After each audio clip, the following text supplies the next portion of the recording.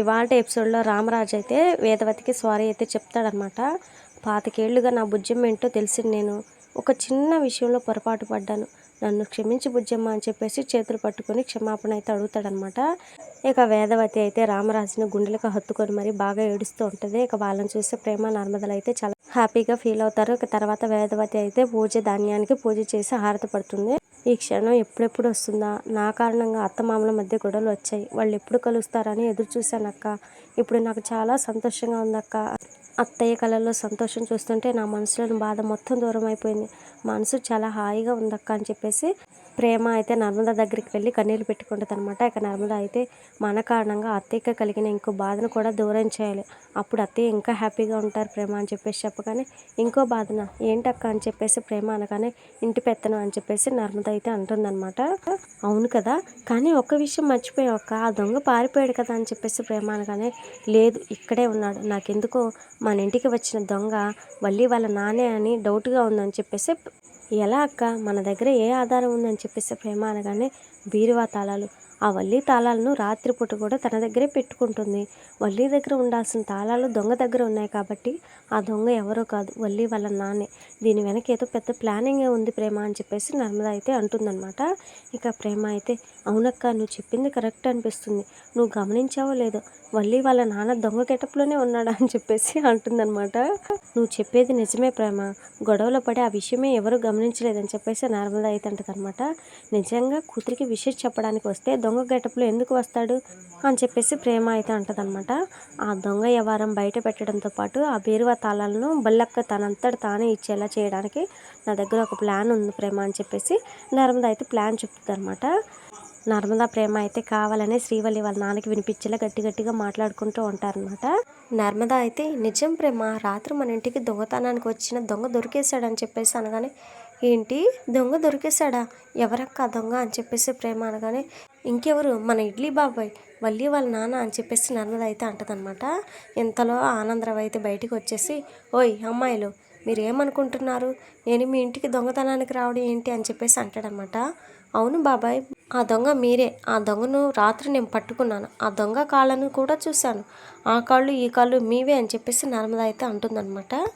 పోనీలే బాబాయ్, ఆ దొంగ మీరే అయితే సేవ్ చేద్దామని అడిగా, మీరు ప్రమాదంలో పడకూడదని అని చెప్పేసి అనగానే, ఇడ్లీ గడు మాత్రం చాలా తెలివిగా వీళ్ళని అస్సలు నమ్మలే అని చెప్పేసి అనుకుంటూ ఉంటాడనమాట. మా అమ్మ ఇంటికి నేను దొంగలా కాదు దొరలా వస్తా అని చెప్పేసి అంటాడనమాట. సర్లే బాబాయ్, ఆ దొంగను పట్టడం పెద్ద కష్టం కాదులే, మన ఇంటి ముందు సీసీ కెమెరాలు ఉన్నాయి, మన వీధిలో కూడా ఇంకో 2 సీసీ కెమెరాలు ఉన్నాయి, వాటిని పోలీసులకు ఇస్తే దొంగ ఎవరో కనిపెట్టేస్తారు కదా అని చెప్పేసి నర్మద అయితే అంటుందన్నమాట. అప్పుడు వల్లి అక్క కూడా చిక్కుల్లో పడుతుంది కదా అని చెప్పేసి ప్రేమ అనగానే, తప్పదు మరి అని చెప్పేసి నర్మద అయితే అంటదనమాట. ఇక అది విన్న ఆనందరావు అయితే, మా అమ్మ ఇరుక్కోవడం ఏంటి అని చెప్పేసి అంటాడనమాట.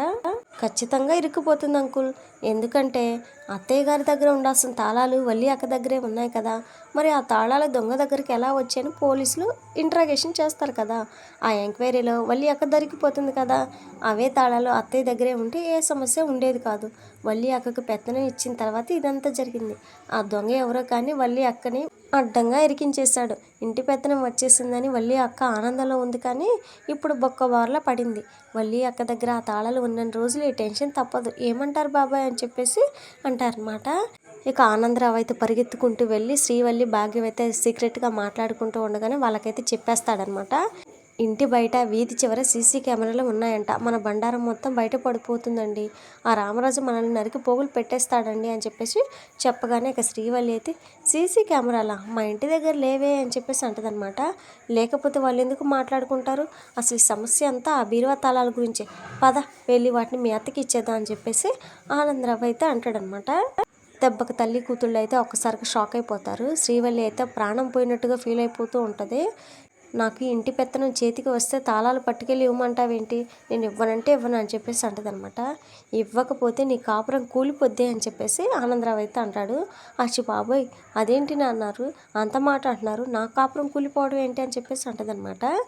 ఎందుకంటే నీ దగ్గర ఉండాల్సిన తాళాలు దొంగ దగ్గరికి ఎలా వచ్చాయని చెప్పేసి ఆల్రెడీ నీ మీద డౌటింగ్ వచ్చేసింది, పోలీసులు ఎంక్వైరీ చేస్తే నువ్వే ఆ తాళాలు నాకు ఇచ్చావనే విషయం బయటపడిపోతుంది, ఇప్పుడు నీ కాపురం రోడ్డును పడుతుంది, నేను జైలుకి పోతానని చెప్పేసి అంటాడనమాట. ఇక శ్రీవల్లి అయితే, అయ్యో మొదటికే మోసం వచ్చింది కదా, నా పెత్తనం పోయింది అని చెప్పేసి ఏడుస్తూ ఉంటుందన్నమాట. చూడమ్మడు, పెత్తనం పోతే మళ్ళీ ఏదో విధంగా తెచ్చుకోవచ్చు, కానీ మన బండారం బయటపడిపోతే అంతా రోడ్డున పడిపోతాం. పదవే తాళాలు ఇచ్చేద్దాం అని చెప్పేసి శ్రీవల్లిని లాక్కుని వెళ్తారనమాట భాగ్యవను ఆనందరావు. నాకు పెత్తనం ఎలా వచ్చి అలా పోతుంది అని చెప్పేసి శ్రీవల్లి అనగానే, నీ పెత్తనం పోకపోతే నేను జైలుకి పోవాలి పద అని చెప్పేసి ఇక రామరాజు వేదవతుల దగ్గరికి అయితే బలవంతంగా తీసుకుని వెళ్తారనమాట. ఇక శ్రీవల్లి అయితే ఇష్టం లేకుండానే వేదవతికి అయితే తాళాలు తీసుకోమని చెప్పేసి అంటదనమాట. ఎందుకమ్మా నాకు తాళాలు ఇస్తున్నావు అని చెప్పేసి అనగానే, తీసుకో వదిన, అమ్మడు చిన్నపిల్ల, ఇంత పెద్ద బాధ్యత ఎందుకు, ఇంటి పెత్తనం చేసేటంత అనుభవం రాలేదు, ఇంటి పెత్తనం బీరువా తాళాలు వదిన గారి దగ్గర ఉండడమే కరెక్ట్ అని చెప్పేసి అంటదనమాట. ఇచ్చేయి అమ్ముడు, మీ అత్తగారికి తాళాలు ఇచ్చేయి అని చెప్పేసి భాగ్యం అయితే చెప్తుందనమాట. తీసుకోండి అత్తయ్య గారు అని చెప్పేసి శ్రీవల్లి అయితే తాళాలు ఇస్తుంటే, ఒక్క నిమిషం బల్లి అక్క అని చెప్పేసి ఆ తాళాలను అయితే నర్మద అయితే తీసుకుంటుంది అనమాట. ఇక అప్కమింగ్ ఎపిసోడ్లో అయితే ఆడపడుచు కామాక్షి అయితే వచ్చేసి, నాకు రోల్డ్ గోల్డ్ ఇస్తావా అని చెప్పేసి పెద్ద గొడవ చేస్తారనమాట. ఈ విషయం కూడా ప్రేమ నర్మదా కంట్లో పడుతుంది. ఇది ఫ్రెండ్స్ మరి ఇవాళ వీడియో. నెక్స్ట్ ఎపిసోడ్ మరి ఏం జరగబోతుంది ఏంటి అనేది మిస్ అవ్వకుండా తెలుసుకోవాలనుకుంటే మన ఛానల్ని సబ్స్క్రైబ్ చేసి సపోర్ట్ చేయండి. Thank you friends.